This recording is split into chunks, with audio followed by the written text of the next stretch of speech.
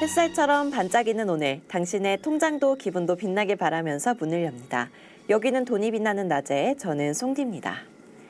오늘은 조금 특별한 이야기를 나눠볼까 하는데요. 바로 전환의 시대에 대한 이야기입니다. 주택의 꿈에서 주식의 자유로 라는 말이 딱 어울리는 시점이라고 합니다. 이 이야기 김도원 부장님과 함께 나눠보겠습니다. 안녕하세요, 부장님. 네, 안녕하세요. 전략도 타이밍이다. 도인나우 김도원입니다. 네, 전환의 시대 무슨 말인가요? 네, 전환의 시대, 자금이 이동한다는 것이죠. 우리 가계 포트폴리오의 70~80%를 작용했던 부동산에서 이제는 주식으로, 동산 중에서도 주식으로, 주식 중에서도 해외 주식이 있고 국내 주식이 있다면 일단 둘 다. 하지만 이재명 정부에서는 국내 주식에 좀 더 정책적 드라이브가 걸 수 있다. 즉, 전환의 시대, 부동산에서 주식으로 자금이 이동하고 있다라는 얘기입니다. 네, 미국은 모기지 금리도 낮아졌다는데 근데도 집을 잘 안 사나요?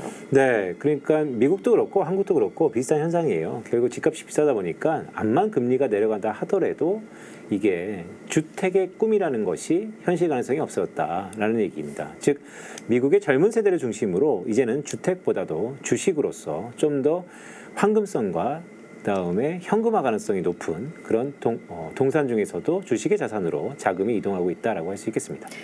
네, 그리고 서울의 집값이 세계 주요 도시 중 탑10 안에 들 정도로 높다고 하는데요. 젊은 층이 좀 현실의 벽을 느끼고 있을 것 같아요. 네. 서울의 상황은 어떤가요? 네, 일단 말씀하셨던 것처럼 통계가 좀 있습니다. 그러니까 흔히 PIR이라고 해서 프라이스 레이쇼, 그러니까 인컴 대비 프라이스 레이쇼거든요. 즉, 소득 대비 명목 주택 가격의 비율입니다. OECD에서 발표하는 게 있는데 OECD PIR은 한국이 낮아요. 자, 그렇다면 한국 집값 비싸지 않은데? 라고 할 수 있겠지만 실제 이 통계는 약간의 치팅이 있습니다. 뭐냐면 전국 집값입니다.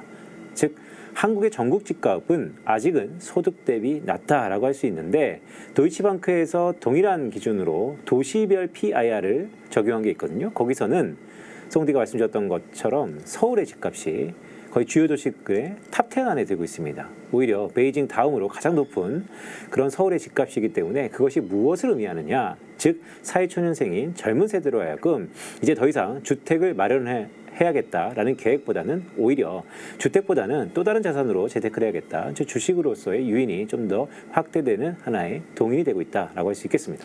그래서 주식이나 코인 쪽으로 관심이 옮겨지는 것 같은데 네. 최근에 한국 주가가 많이 올랐잖아요. 그것도 영향이 있을까요? 그렇죠. 그러니까 한국 주가가 오른 데는 여러 가지 예가 있죠. 흔히 한국의 코스피 지수가 연일 사상가를 경신하고 있고 새로운 지평을 열고 있다고 하는데 우리 증시가 오르는 데는 크게 세 가지 팩터가 있죠. 첫 번째는 이번 주에 있을 고 FOMC에서의 금리 인하의 기대감, 더구나 금리 인하가 일회성이 아닌 보험성으로 연속해서 될 수 있다. 연속성을 담보한 금리 인하 유동성의 효과인 것이죠. 첫 번째고, 두 번째는 엊그제죠. 기재부에서 다시 한번 대주주 양도세의 기준을 50억으로 원복하겠다. 즉, 정책적 드라이브가 다시 한번 살아났고요. 세 번째는 기업들이 돈을 벌 가능성이 매우 높아졌다라는 거.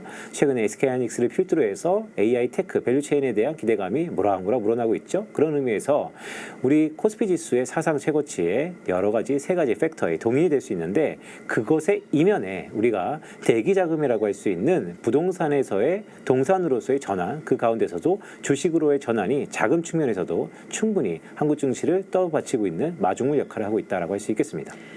네, 그럼 주식 분위기가 이렇게 좋은 흐름 속에서 주목할 만한 테마 있을까요? 네, 송디가 좋아하는 스테이블 코인이죠. 네, 스테이블 코인. 네, 이런 정보 늘 좋습니다. 결국 미국의 지니어스 액트가 7월 달에 법이 통과됐죠. 이제는 수면 위로 올라오고 있습니다.